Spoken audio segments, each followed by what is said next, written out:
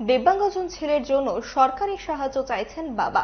শান্তিরবাজার পূর্ব পিলাগ দেওয়ানবাড়ি এলাকার নবদ্বীপ ত্রিপুরা 12 বছরের ছেলে 2018 সালে বিদ্যালয়ে খেলতে গিয়ে অসুস্থ হয়ে পড়ে। ডাক্তার দেখানোর পর কিছু সময় ভালো থাকলেও পরবর্তী সময় সে ধীরে ধীরে দিব্যাঙ্গ হয়ে যায়। নবদ্বীপ ত্রিপুরা পেশায় দিনমজুর, তাই তিনি অর্থের অভাবে সঠিকভাবে ছেলের চিকিৎসা করতে পারছেন না। তাই সরকারের কাছে ছেলের জন্য সাহায্যের দাবি জানান অসহায় বাবা।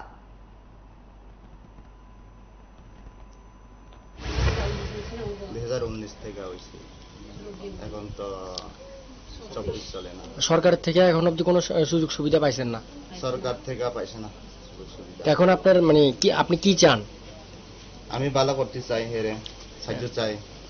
সরকারের কাছে কোনো দাবি আছে আপনার? আপনার নাম? নবদ্বীপ ত্রিপুরা। আপনি কি করেন? আমি তো মজুরি কাজ করি। জায়গাটার নাম কি? জায়গাটার নাম দেওয়ানবাড়ি। হের এখন বর্তমান বয়স কত? 12 বছর। নাম কি?